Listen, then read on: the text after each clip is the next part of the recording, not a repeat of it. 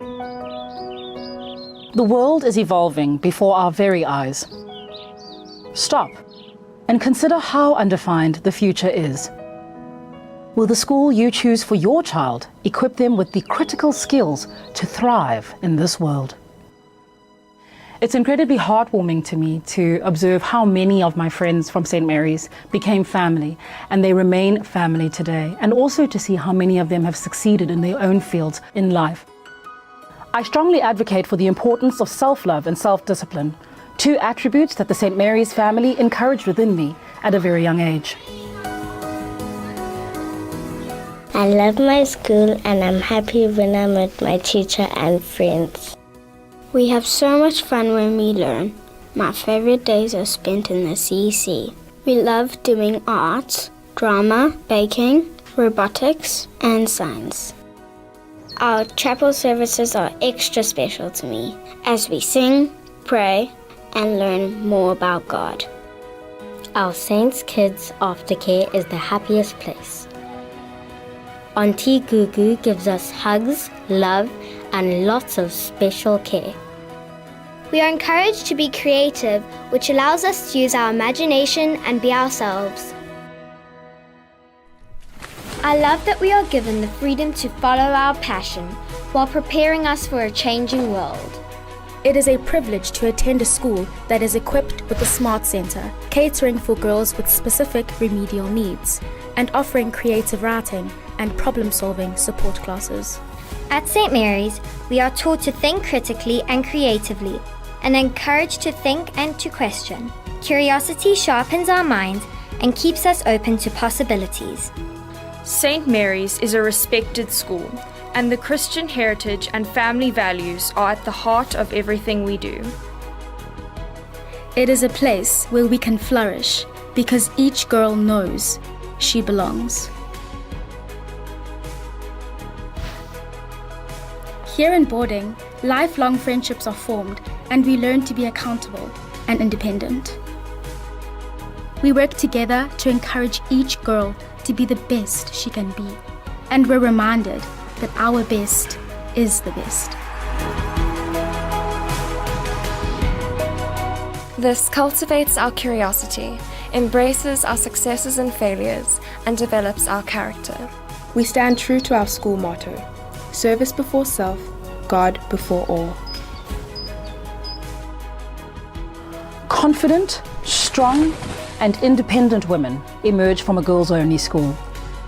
They are comfortable with themselves and focus on what matters to them, going on to study according to their own interests.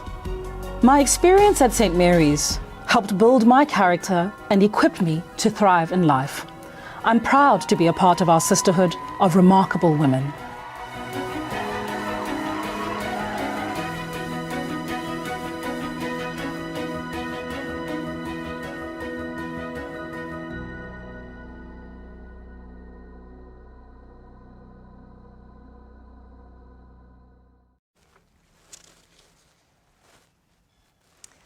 Good morning, everybody, and welcome to our beautiful St. Mary's Chapel. It's such a joy for me to host you today as we celebrate All Girls' Day. The leading cause of death for people in their 40s and younger in 2020 was not COVID-19. It was not cancer, which in a normal year it is. It was not heart disease. It was death by self-harm. Many doctors are now calling this an epidemic. This to describe the rise of emotional health and mental challenges in our society. You see, people are in pain. We are in pain. Behind the rise in hate, behind the outrage amongst global culture, behind slander and criticism on social media from one group to another, there are people who are in pain. Psychologists teach us that there is a difference between pain and suffering. You see, they're not actually interchangeable words. Pain is what is a global pandemic, the rise in addiction, the rise in device addiction, the increase in mental health challenges, division and strife. Suffering, on the other hand, is our own unique response to reality. It's our unique way of interpreting what is. In other words, suffering is the meaning that we make out of our pain. It's our emotional reaction, our way of finding a healthy or a toxic way of eliminating our pain. So for many of us, the result of suffering is trauma. Trauma is this deep emotional wound that we carry. It's almost like this toxic memory that lives on in our bones and erodes our inner strength, threatening our very soul. I've suffered trauma. You have suffered trauma too. So when we read the Bible, then, what is our hope for the future? Is it possible to dream of healing? And can we move beyond just happiness into maturity, or as the Bible says, into Christ-like character? I recently learned of a study that in the 90s, 2 psychologists developed a concept known as post-traumatic growth. The idea that some people actually seem to grow as a result of their trauma. They come out of the other side of a painful and toxic experience, not just okay, but better. They wrote that some people develop new understandings of themselves, the world that they live in, how to relate to other people, the future that they might have, and a better understanding of how to live. Post-traumatic growth. This type of growth can impact 5 key areas of our lives.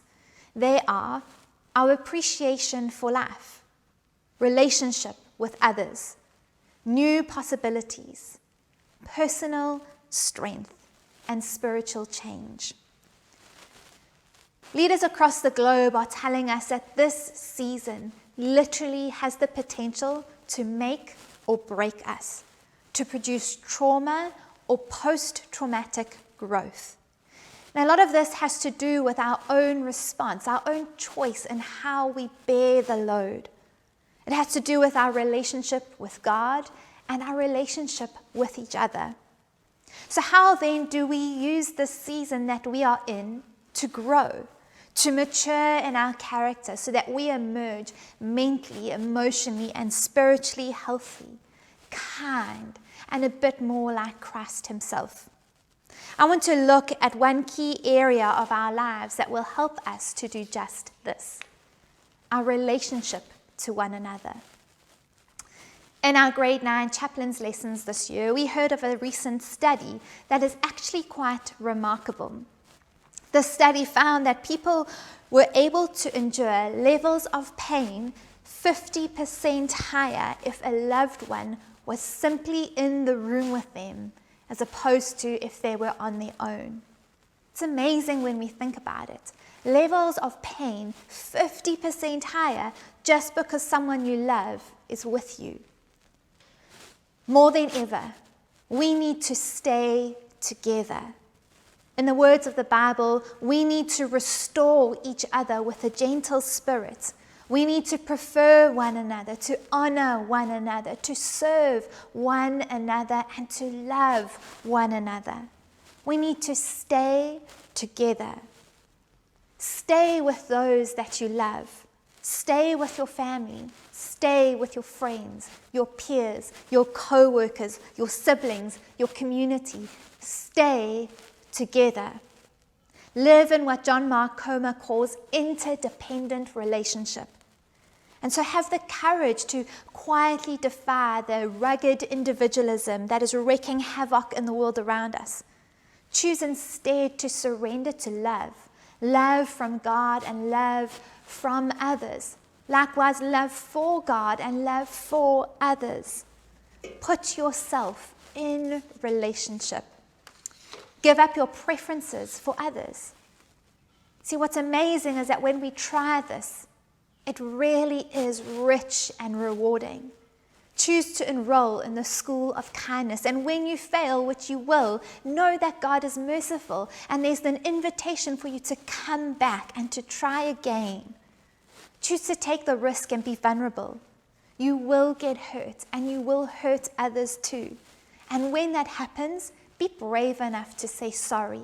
And say it again, and say it again, and say it until your last day. That is why grace and forgiveness are so important and lie at the center of faith. The past year has been traumatic for so many. But psychologists tell us that trauma is what happens not only in our own unique response to the way we bear our suffering, but it's actually when we suffer alone. Another psychologist tells us that trauma is when severe emotional pain cannot find a relational home. So trauma is not just about the level of intensity and suffering, it's also about the level of isolation that we face. When we experience suffering, we need a relational home, a relationship where we feel safe, seen, known, valued, and loved. And so we have the opportunity to open up and bare our hearts before someone. We need others to hold our pain in compassion. Many years ago, researchers found that the number one factor in recovering from trauma was whether or not a person had a family member or a friend or a support group to talk about their pain and process it with someone else. We need a relational home. Jesus calls us to be a relational home for each other. He says that we are family. We are not perfect in any way, but we can come together and choose to hold each other in love. When we let each other down, as we regularly do, we don't cancel each other out, and instead we choose to re-engage with increased commitment for one another. We determine to be for others what we desire them to be for us, a relational home. I would like to close by reading from Proverbs chapter 3, verse 1 to 4. It's a well-known piece of scripture, and I trust that it encourages and builds up your heart today as we hold all these things before the Lord. It says this: "My son, don't forget my teaching, but let your heart keep my commands, for they will bring you many days and a full life and well-being. Never let loyalty and faithfulness leave you. Tie them around your neck, write them on the tablet of your heart, and then you will find favor and high regard with God and people." I would like to pray a blessing over you as we close our service today. May we go in peace to love and serve our Lord. Amen.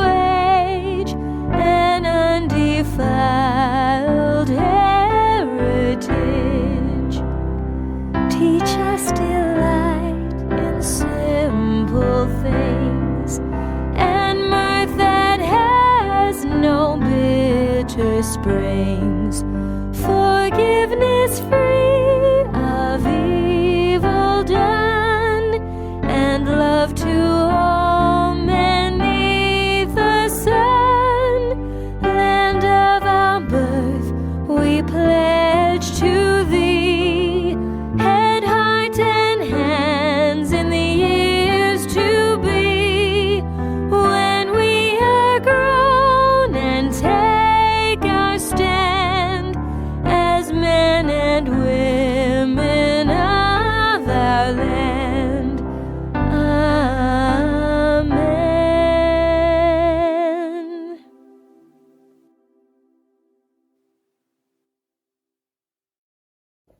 Good morning, old girls. For those of you who don't know me, my name is Bianca, and it is my privilege to be the chairlady of the St. Mary's Old Girls.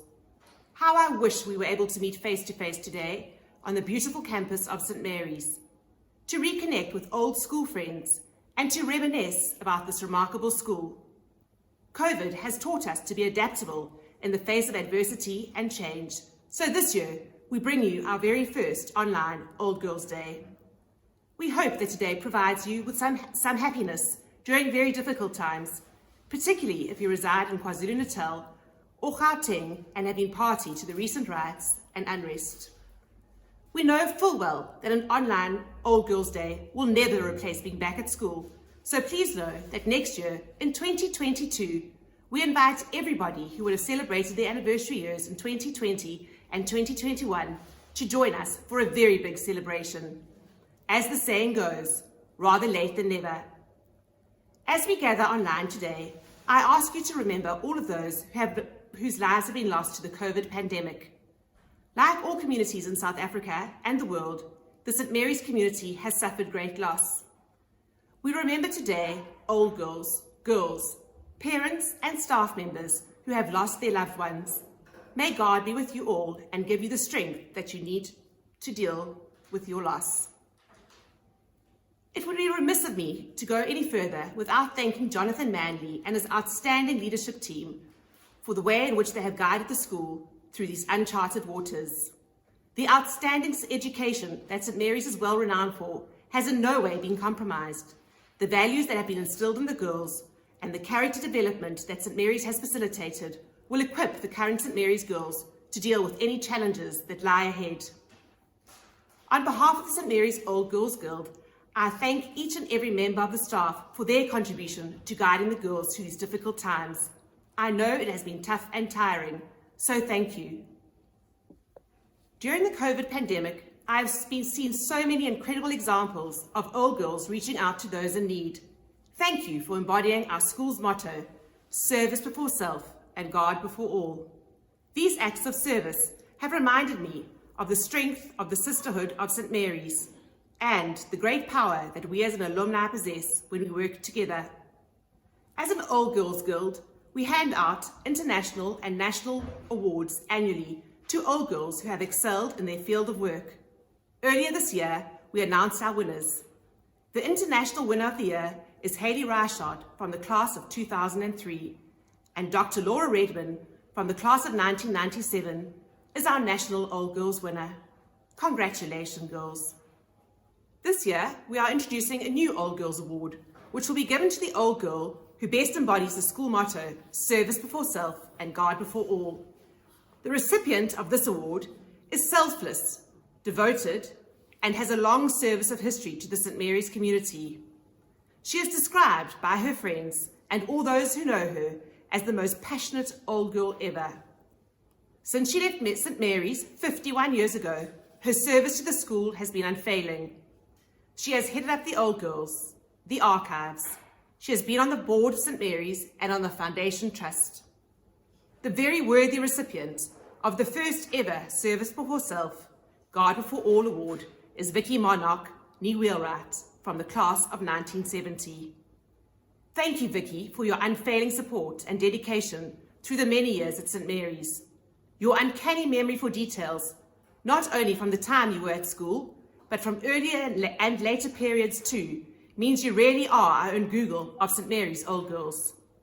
I know you are celebrating your 51st reunion today, and that your daughter Christy is celebrating her 21st reunion. We look forward to having you both here in person next year, when we can officially hand you your award. Thank you for being the shining example of what service before self and God before all looks like. It was devastating to hear of the passing of Mr. Sabine, our headmaster for nearly 20 years. Mr. Sabine was a visionary and believed wholeheartedly in the education of women. The tributes to him on his passing are evident that he was an incredible man who will never be forgotten. During his tenure at St. Mary's, Smile was one of the incredible projects that he introduced to school. When I reflect on my time at St. Mary's, I realized that being extensively involved in the Smile project taught me the most. It taught me the valuable lesson that we as individuals are able to have an impact on the world, that we are able to change lives. As cliche as the saying is, it is true. To the world, we may be one person, but to one person, we may be the world. Thank you, Mr. Sabine, for teaching me this. It is this calling, instilled in me by Sabs, as he was affectionately known, that has led to my continued involvement at St. Mary's. As chair lady of the Old Girls, I am passionate about ensuring the legacy of this remarkable school, and I'm passionate about growing the Old Girls network, of which you are all a part. In order to achieve both of these objectives, we hold a fundraiser annually. Given the COVID restrictions this year, we are launching our first ever online auction. This auction will be run during October and will be advertised via our Facebook and Instagram pages. Please keep a lookout, as we would value your participation in this very worthy cause. A huge thank you to the many St. Mary's Old Girls who have already donated so generously to our online auction. The generosity of you, the Old Girls of St. Mary's, is testament to the St. Mary's belief that remarkable women are defined by their character. As I leave you now, I hope you enjoy the following video and that it brings back fond memories of your time at St. Mary's.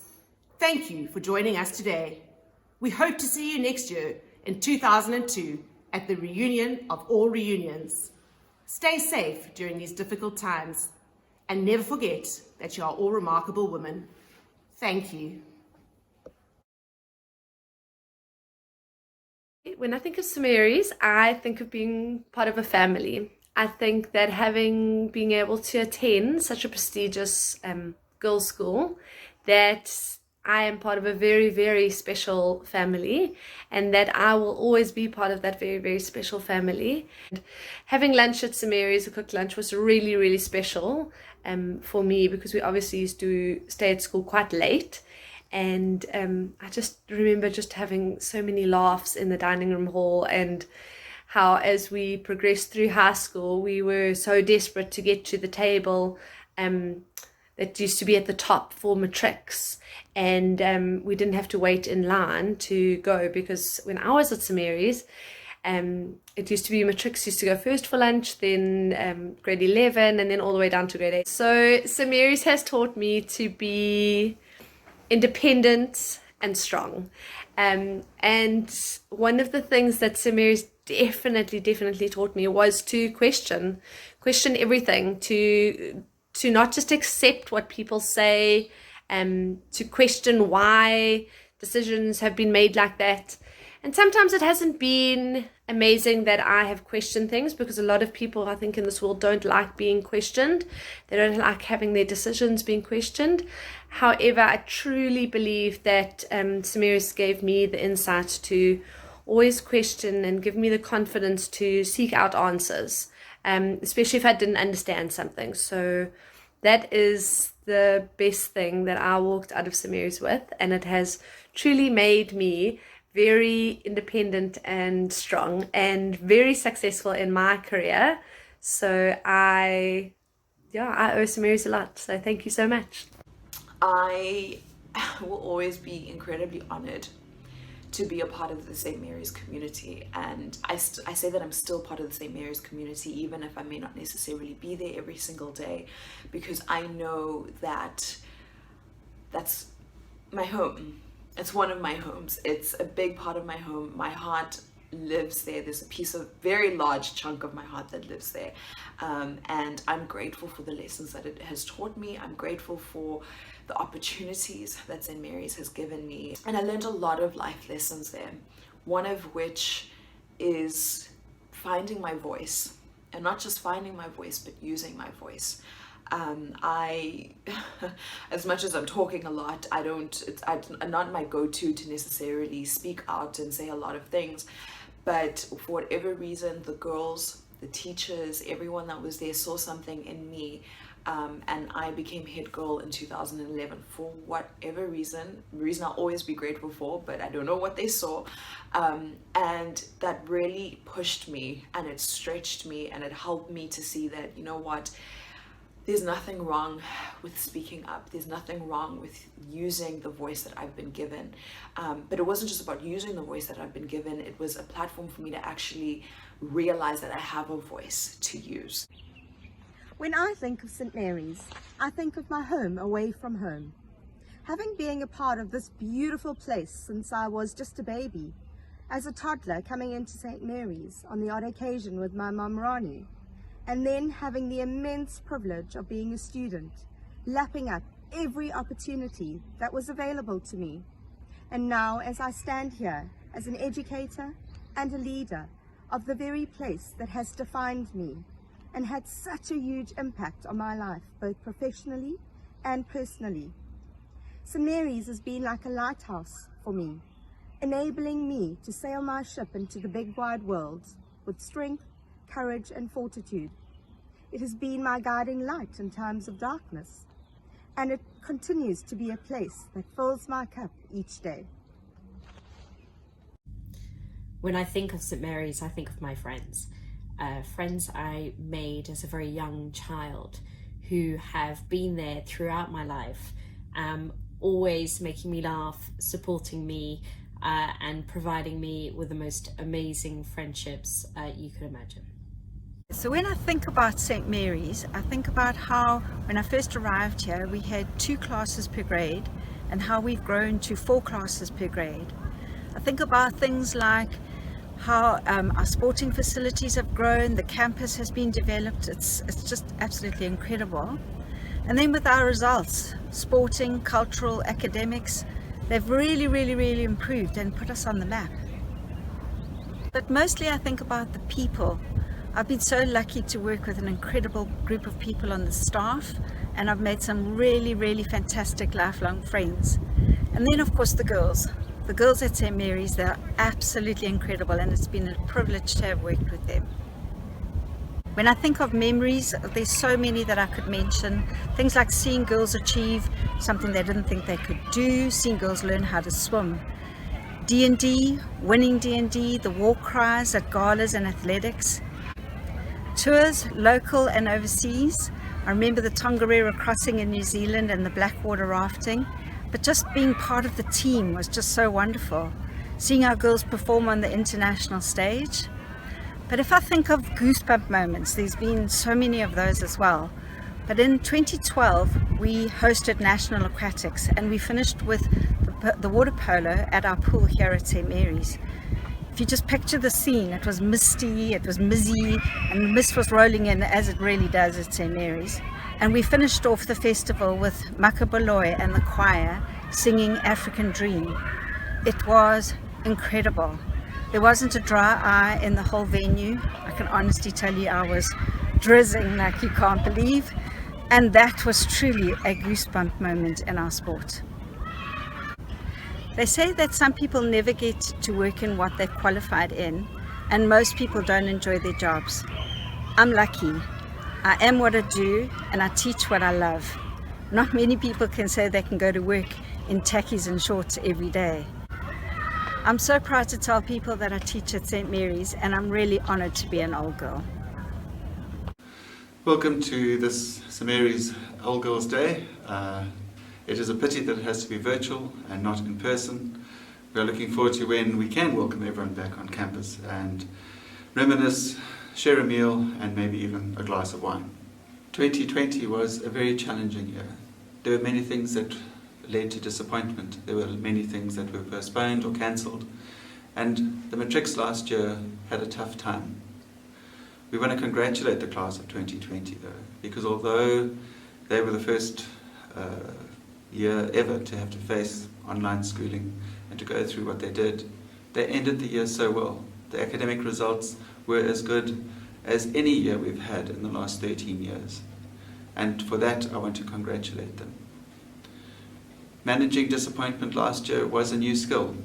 So things like the journey that couldn't happen last year for the grade 9s has been postponed. And if all goes well, they will leave soon to complete the journey as grade 10s.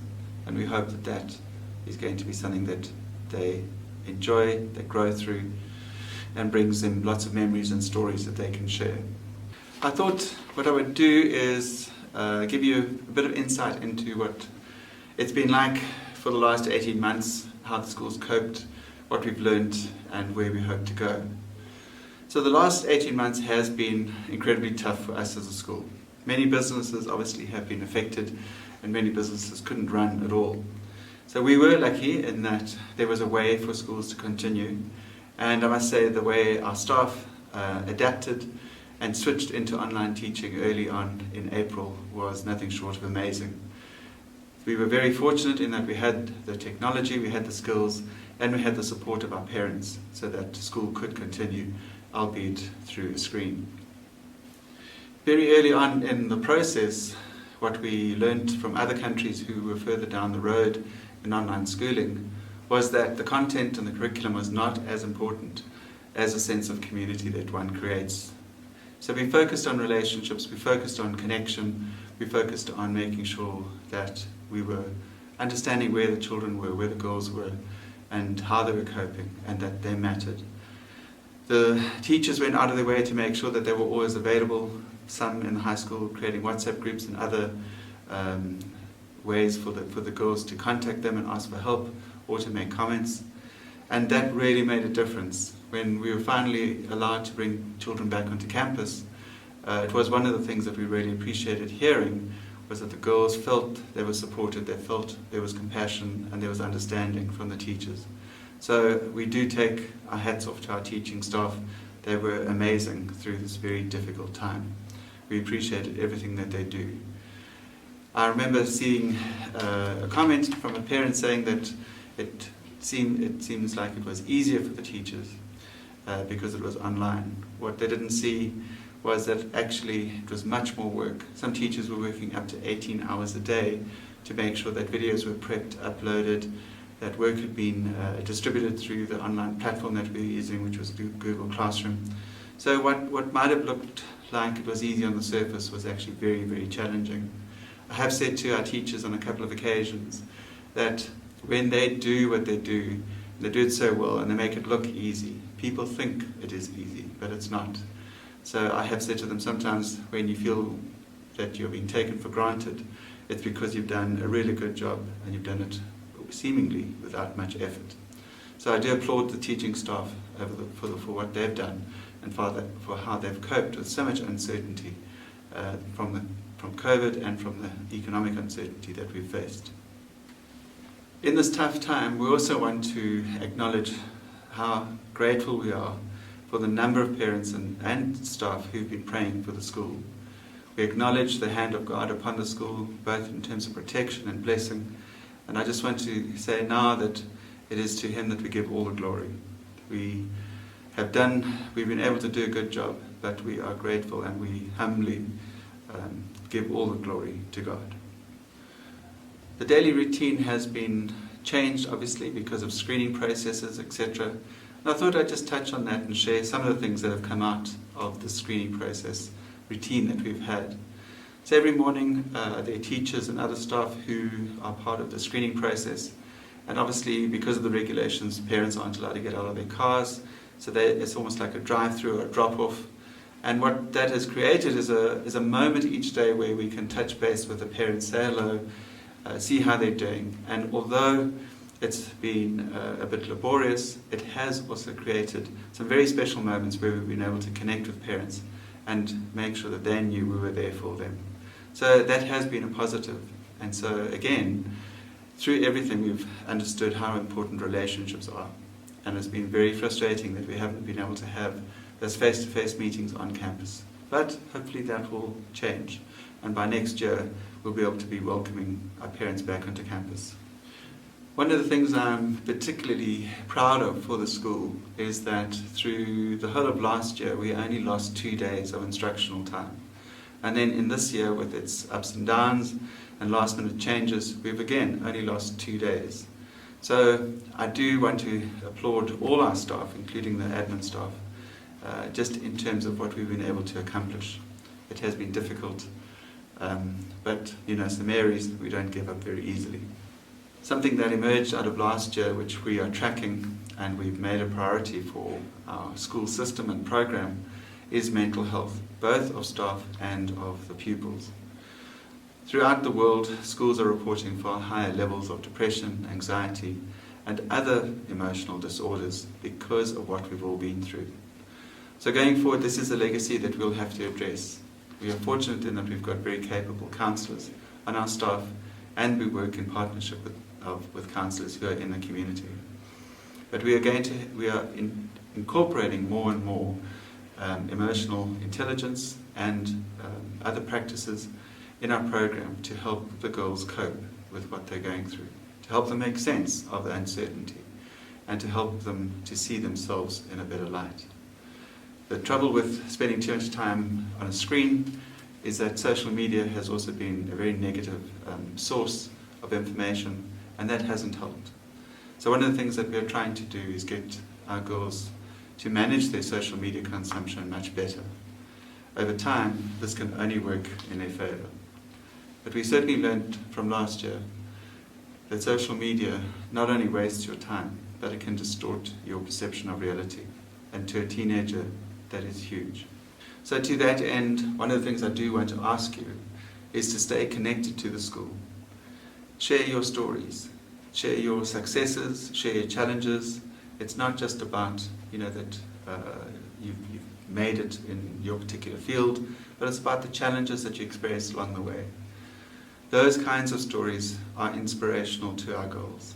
They love to hear how you had to face things, how you overcame doubt, how you had to face anxiety, and what you do to cope every day. They also love to hear and see that you are trailblazers for them, and that because you've done it, they know they can do it as well. So I really encourage you to stay connected.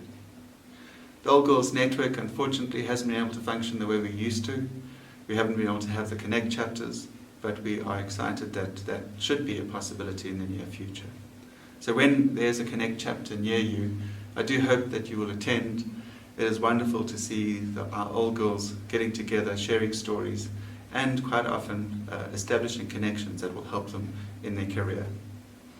That has been an initiative that we started about 2 years ago, and it has been very disappointing that we haven't been able to meet, but that soon should change. The economic uncertainty and upheaval that we've experienced over the last 18 months has made it difficult for our school community. With that in mind, I would encourage you to be part of the foundation. Play whatever part you can in that. I really encourage you to get hold of Bronwyn Haywood and talk through how you can help us. There are so many families who would appreciate knowing that the foundation is there to see them through some tough times. I do appreciate the time that you've taken to be with us today, and again, I look forward to next year when we'll be able to welcome you back onto campus. These are strange times that we're living in, and we're all looking forward to seeing one another and going back to what will be a new normal. Thank you. A very warm welcome to our old girls and our key reunion years who've been able to join us today. Although not face-to-face, how wonderful that we can still connect in this way. The St. Mary's Foundation Trust exists to ensure the legacy of St. Mary's for future generations. Our role is critical in ensuring that this incredible school is still here for many more years to come, so that we can have the impact on many girls who will still walk our school corridors. We can't rely on school fees alone. We need a foundation with a considerable endowment fund. The three key areas where we focus are our Future Fund, Bursary Fund, and Estates Fund. The Future Fund is here to ensure we have a sustainable fund that allows our school to continue to flourish for generations to come. This capital fund will grow over time and allow us to use the interest earned to invest in various projects. The Bursary Fund ensures that deserving girls get the inspiration and support they need to become remarkable women. We not only provide financial support, but endeavour to instill the values that will help the next generation of women make a meaningful difference in our country, putting service before self. The Estates Fund helps to ensure our amazing environment is sustained so all girls can belong. This environment requires constant upkeep and development. The Estates Fund helps us maintain our beautiful school and helps us to provide a place of inspiration, reflection, growth, and belonging for all. We recently shared the news of the passing of Mr. Jeremy Savan, headmaster of St. Mary's from 1981 to 2003. He is rightly credited for the huge impact he had on St. Mary's over this time. Not only did he put St. Mary's on the map academically, He also founded the SMILE program, as well as the St. Mary's Foundation Trust. This foundation was established to build buildings on the estate, which have had a huge impact of how we use the space and how we teach. Buildings such as the Creativity Centre, the LRC, the amphitheatre, the drama studio, and the list goes on. In honour of Mr. Savan and the outpouring of love and respect we experienced in his passing, we would like to start the Savan Legacy Fund as a way to respect Mr. Savan's contribution to St. Mary's. With continued donations, this fund could grow to give deserving girls the opportunity to attend a school such as ours, and we truly believe it's a beautiful way to remember and honour Mr. Savan. We hope you're inspired to give to this initiative, and all details will be sent out next week in an email. We have some old girls who donate monthly to the St. Mary's Foundation Trust, either to a specific bursary girl, or to the Future Fund, or the General Bursary Fund. These donations may seem small, but collectively they have a really big impact, and I would like to thank all our monthly givers. I have a quote from one of them. I'm a St. Mary's old girl and give a small amount every month, because I understand the incredible way that an education like the one I received at St. Mary's changed my life, and I would love to, in a small way, contribute to affording other girls that same privilege. We also have our beautiful statue Grace. So far, over 600 old girls and St. Mary's current girls have their names engraved at Grace. The oldest and the youngest names span almost 100 years. The oldest is an old girl from 1940. She was actually head girl.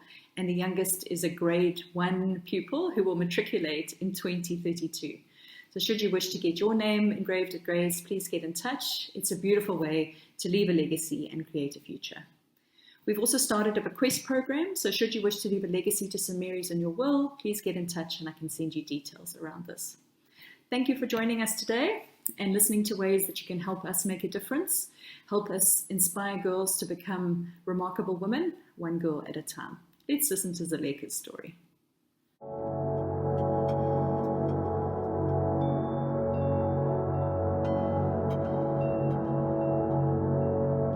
Let's travel to a small area, Ntuba, a young girl surrounded by lack of education, lack of basic needs, lack of safety, lack of jobs. See her drown into the cycle of poverty that not many get to escape, but instead have to accept that this is what reality is for them. But in that lack, there's glimpses of hope, passion, and ambition. Although she does not see her success, she can definitely feel it. I was that girl, Zolega Hope Makakula, the first name in the family to receive one of the best educations ever. Probably the first name in the family to receive a degree, and the first name in the family to succeed. So, it is true for me to say that I have experienced true freedom. Freedom for me is being able to wake up every single day and work towards my dream, knowing that I have the best education, the best accommodation, and the best company around me. It is being able to break the chains of doubt that stop me from success, so that I can live my life boldly, despite my fears. The purpose of the St. Mary's Foundation Trust is to change the lives of girls still to walk our school corridors, and to ensure the legacy of the school for the next century. Help us make a difference in girls' lives like Zaleka. St. Mary's Foundation Trust, inspiring girls to become remarkable women, one girl at a time.